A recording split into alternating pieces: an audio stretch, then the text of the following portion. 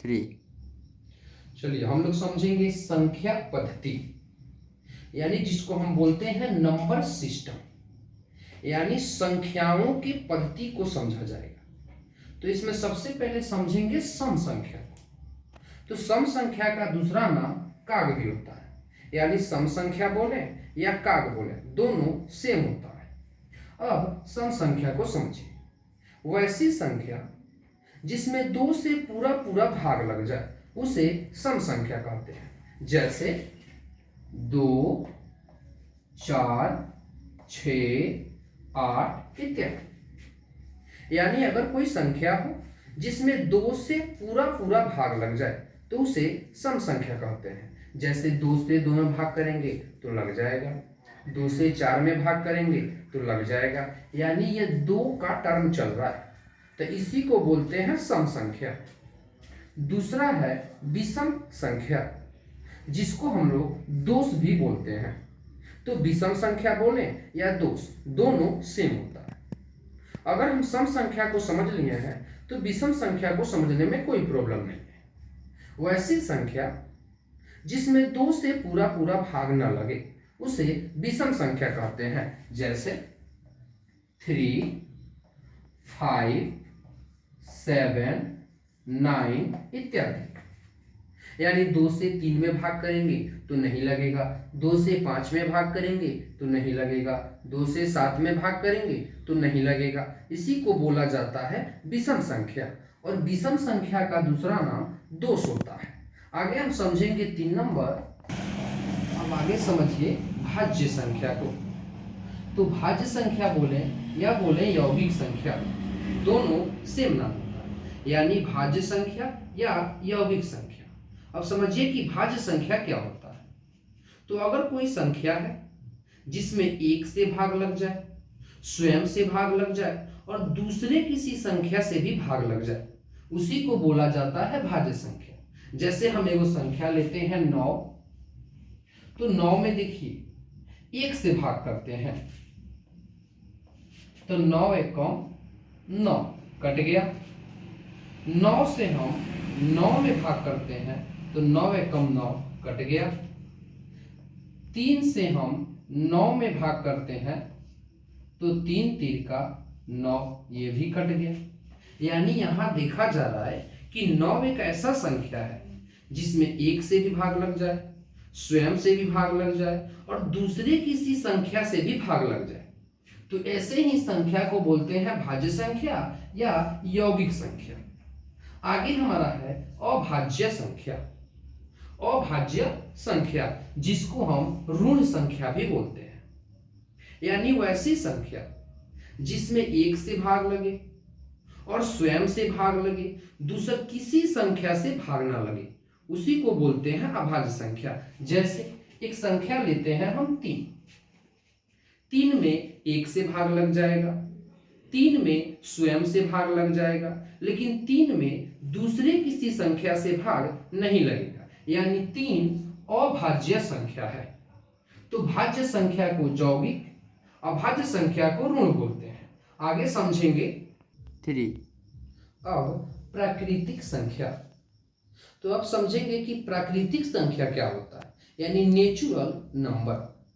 तो जो हमारा गिनती का संख्या होता है 1, 2, 3, 4, उसी को बोलते हैं प्राकृतिक संख्या। जैसे 1, 2, 3, 4, 5 इत्यादि। यानी जो गिनती की संख्या है अनंत तक, उसी को बोलते हैं प्राकृतिक संख्या। आगे है पूर्ण संख्या। तो पूर्ण का अर्थ होता है पूरा। असल में तो हम सब कोई जानते हैं कि गिनती लिखते हैं तो 1, 2, 3, लेकिन नहीं, गिनती का शुरुआत होता है 0 से। तो अगर गिनती के परिवार में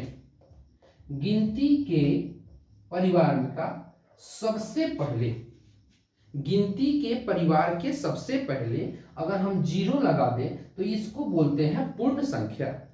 यानी असल में गिनती 0 से शुरू होता है, 0, 1, 2, 3। यानी अगर गिनती की संख्या है और उस संख्या के सबसे पहले हम 0 लगा दें तो वो संख्या पूर्ण संख्या बन जाती है। अब आगे परिमेय संख्या।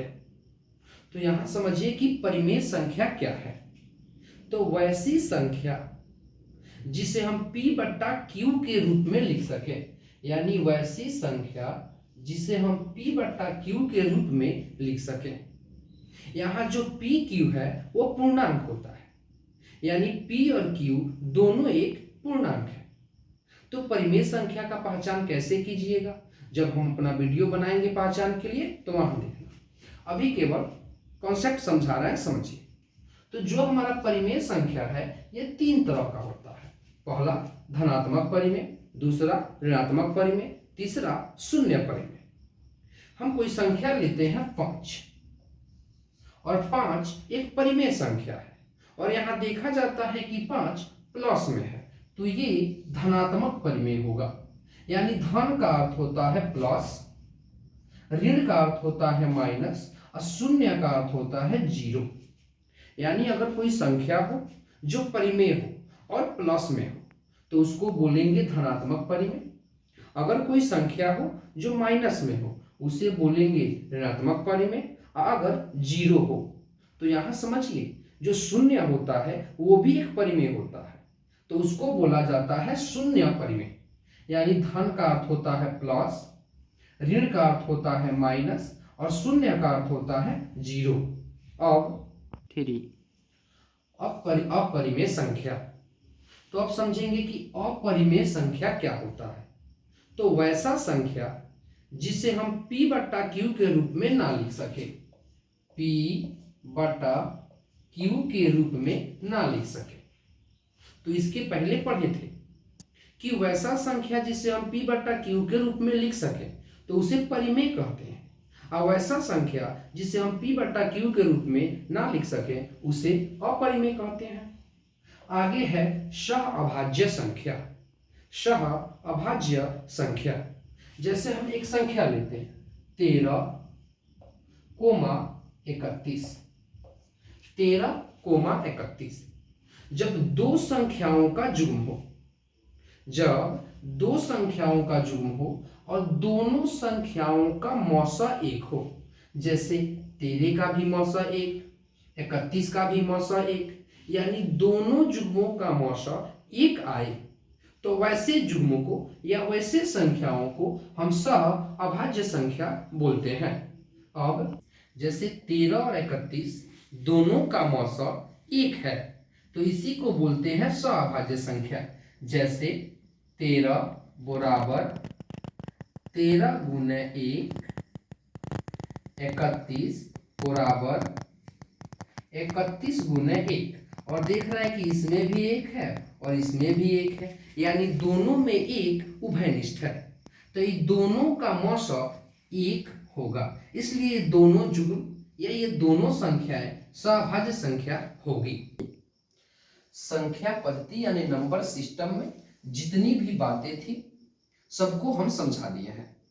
अब आपका काम है कि आप इसको पढ़िए और बढ़िया से रिवाइज कर लीजिए।